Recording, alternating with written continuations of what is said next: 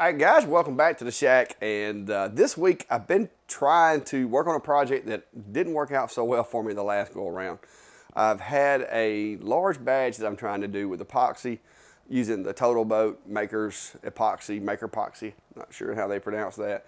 But the first attempt, the epoxy part went pretty well, but then I had a little mix up with the CNC. Somebody forgot how the depth of cut was going to affect the epoxy, and it just didn't turn out the way I wanted it to. So I started over from scratch on that. I've got a little video footage of actually putting the epoxy into the CNC'd badge. And today what I'm going to be doing is I've got it, it's dried overnight. It's been sitting out here in the shop in one of my enclosures drying. We're going to get that thing out, take a look at it, and we're going to hopefully finish it up and be able to come up with an actual complete epoxy project from a CNC engrave. So cross your fingers, guys, and let's hope this works. So stick around, I'll be right back.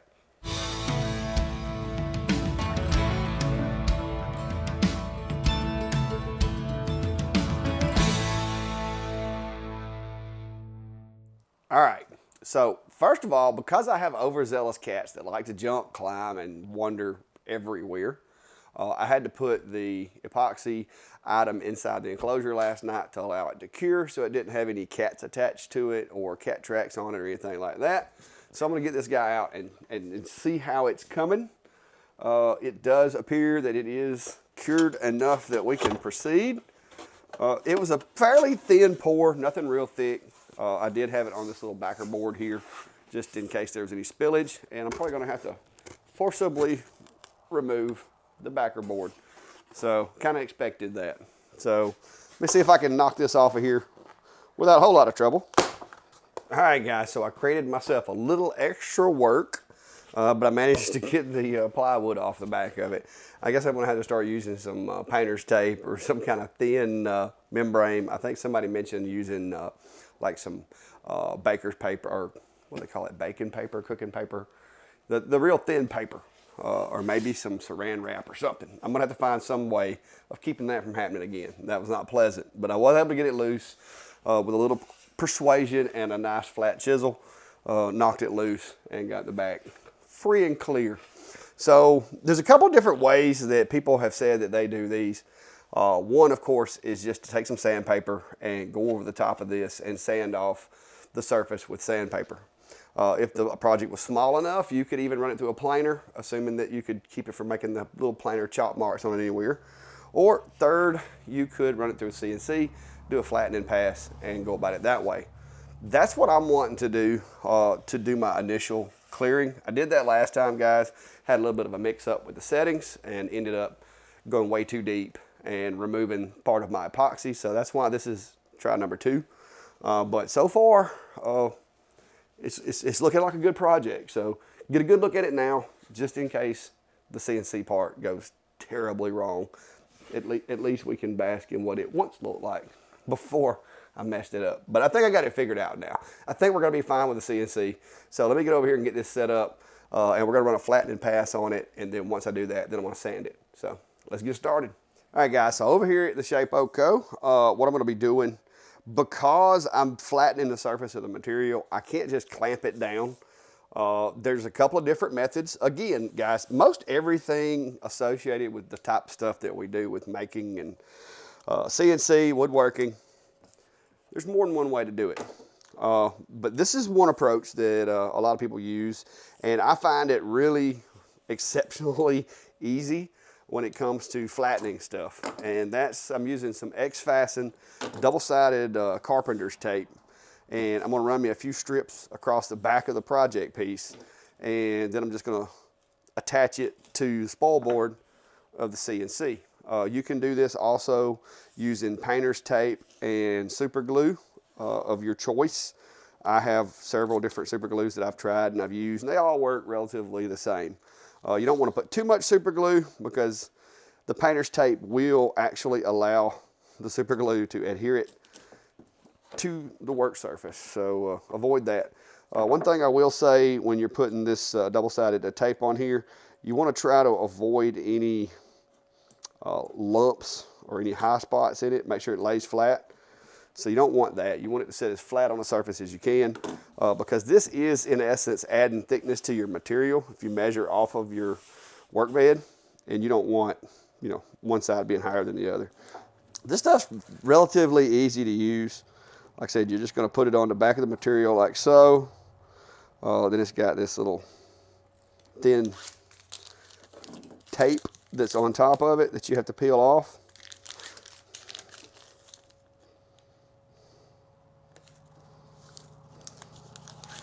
And once you get this peeled off, this is actually usually the hardest part for me. I'm getting kind of lucky on these pieces. They're cooperating really well.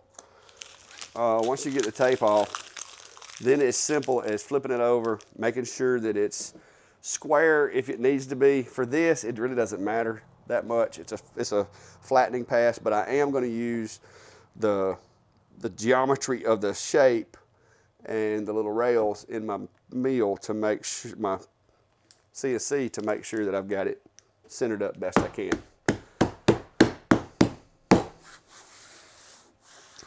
And there we go. Now, what I'm going to do now, guys, is I'm going to go over to VCarve, and I'm going to take the file that I used to cut this thing out. Basically, I'm going to put it into a new work piece for the machine. I'm going to set it to start in the center, because with this material, that's going to be the best way to do it. I'm going to oversize it just a little bit, and I'm going to run an 1.5 inch flattening bit across the surface of this. And I'm only going to take off like 5/1000ths of the material of the thickness of this thing. Just enough, hopefully, to get it flat. If that's not enough, I can always tell it to run again and take it down a little further. But I want to get it down to where the epoxy is got, and the wood where it meets is nice, clean, clear, defined lines. But I don't want to go too deep as to start removing epoxy. So that's what we're fixing to do.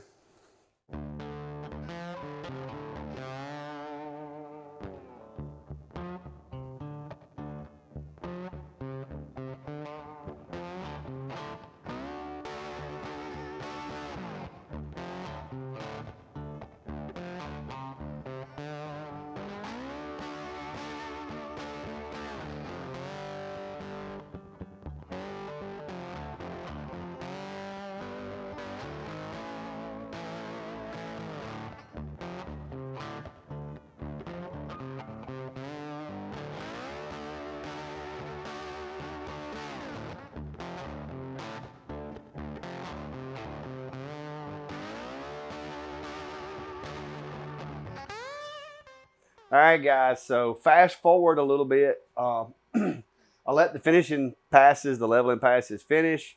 Got out the sander and sanded it a little bit. And we're a little in the future with this section of the video, because I had to wait on my first coat of clear coat to dry. I'm just using clear spray paint, Rust-Oleum clear coat to go over it. And I think that looks pretty good. So, you know, not terrible. As long as I hold it back here, it looks really, really awesome. Now, I will tell you, I didn't get it perfect, guys. I got a little, there's a few spots where apparently somebody didn't put enough clear coat on it before I started, or either it didn't dry adequately, something. I did kind of rush this one. So I think there's a chance that when I sprayed the clear coat, because of these recesses, maybe it was puddled in there, and it wasn't completely dry when I epoxied it. And so there's some room for improvement for me to do a little bit better job with it. But all in all, like I said, everything, it's smooth, it's slick. The black contrasts good with the wood. And this is just some old pine that I have leftover pieces, like a bunch of them, from doing stove covers. Because at one time my panels had this little like 18-inch section in the middle that I couldn't use for anything. So I've got a lot of these, and so that's why I'm using these as my practice material. And if I can get it right with the epoxy and stop pine from bleeding, any other wood should be easy. Pine is probably the worst wood to bleed. And the reason being, and I'll try to show you, let me find some places, like right in here. If you look right in here where the sapwood and the heartwood is, the heartwood's the darker, and then the sapwood's the lighter. Well, heartwood, as we all know, is a lot more dense, and the fibers are a lot smaller than sapwood. And so the sapwood is going to be what is going to bleed the worst. The heartwood is going to act more like an oak or something like that because it's just a lot more dense wood. That's why if you ever break a piece of pine or whatever, normally it's going to break right where the sapwood, like if you're twisting a piece of pine, it's going to break where the sapwood meets the heartwood. And with these little panels, there's going to be a lot of the sapwood in there. Some of the stuff I cut on the mill is going to be mostly heart. So if it's a piece that I've milled off the mill, might not have a big of a deal with the bleeding. But if I can learn to stop the bleed on this stuff, I'll be able to master the rest of it. So that's why I'm using that, and I have an abundance of this stuff. That's why I'm using it as my practice material. But I went over it. I just sanded it down with some 120. I didn't try to go too slick with it. I'm not trying to go for a glass finish. I want it to still look a little rustic, but I want it to look cool. And I think I did that. So that's the project so far. That's where I'm at. I have learned a lot of lessons. I've also learned a little surprising lesson is when I built this, I actually left this little edge of material right down the edge there to kind of keep the epoxy from running off and, not filling the edges. And come to find out, after it dries and you sand it down, that little edge, it just makes it pop. My plan were to kind of sand it down until you couldn't see that edge all the way up to the epoxy. But after looking at it, I think I'm gonna leave it like it is. Still got to do a little more touch-up sanding. I'm gonna let this clear coat, get good and dry, and I'm gonna kind of sand over it again, and then I'm gonna sand the back a little better and all that good stuff. But I think that's a good, simple project as far as epoxy goes. I don't want to get into anything too in-depth with pouring it too deep until I get a little more comfortable with it. I've got to learn to be able to calculate, how much epoxy I need. I actually had to go back and fill the cups a couple of times to get enough for this, and then I wound up having extra. So I'm terrible at that so far. Maybe from now on, I'm going to do multiple coats of clear coat before I put the epoxy in there and make sure it is completely dried. I think if I'd have done that, if I'd have let it sit overnight instead of just clear coating it, and when it got to where it was able to be touched, then doing the epoxy, I think I'd have been better off let it dry overnight and maybe even hit it with another coat down in those letters and stuff, because that's the only place that I had any bleed through. The surface of the material was fine. After that first pass or two of getting the epoxy off the top, the wood looks great underneath. So the only problem I'm having are down in those deep recesses. And I did use a spray can of the clear paint to paint this with the clear coat. And I should have done that and then even went as far as going behind that with maybe just some clear epoxy, letting it get down in those holes and letting that set overnight. So I'm probably going to have to add more time to how long it takes me to do the projects, which is fine. But I do see I'm making a progression to getting them better and better. I kind of like the results I'm getting with this one. So, good job to the epoxy itself. And like I said, this is the Maker Epoxy from Total Boat, and I'll mention them down below, put a link down there for the stuff. I had heard lots of good things about it from a lot of other creators and some folks over at Workbench Con. And since I got back, I had a little bit of it that they gave me while I was over there to try out.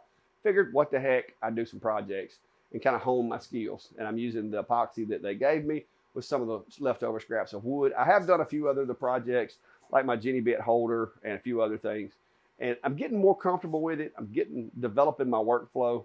And that's the one thing that I will say. I'm kind of one of those guys that kind of just likes to get my hands dirty and learn it that way. And sometimes, there's going to be mistakes made and you're going to have to work through those. But all in all, I think we're making progress. And I think in the next few months, hopefully I'll have some really cool projects with some of this, as I can start mixing different colors in and maybe get to doing some multi-layered stuff. Who knows? Who knows where we're going to go with this?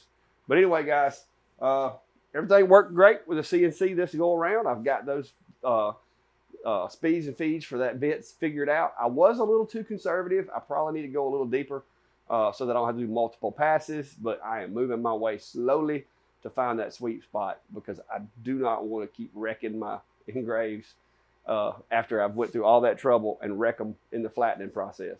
I could have just sanded it, guys, but here in the shack, sanding makes a lot more of a mess than the CNC. And also with the epoxy, it just gums up sandpaper, and you will go through 4 or 5 sheets of sandpaper if you're trying to get any amount of epoxy off of the material. I find it's a lot cleaner, even though it's still messy with the CNC, because that stuff just gets the static charge to it and sticks to everything. I find that it still makes less of a mess. It's easier to clean up from the CNC than it is when I sand it. So I hope this was interesting to you. I hope maybe this inspires you guys to get out and try something new, play with a little bit of epoxy, come up with your own practices and your own ways of doing it. I'm doing this with the CNC, but if you do a deep enough engrave with lasers, it's the same thing. You can do exactly the same thing with a laser, because you can dive that thing in there and just run it slow, make a deep pass, then do the epoxy. And then when you sand everything down, you're not going to really be able to tell whether it was done with a CNC or whether it was done with a laser, as long as you're using colored epoxy and not clear. Now, if you're using clear, there will be, you will be able to see through that and see the cut. But using black epoxy or some other pigmented epoxy that you can't see through, then shouldn't be a problem. But anyway, guys, that's that for tonight. I got a couple of other things I'm working on a job. I got the lasers over there running, so I'm gonna go babysit them and work on putting this video together for y'all. But if you hadn't already, hit the subscribe button down below, guys. You never know what you're gonna see. Hopefully this weekend you're going to see some more outdoor activities and a little bit of laser stuff. So hit the button if you hadn't already, guys. And until next time, be safe and have a good day.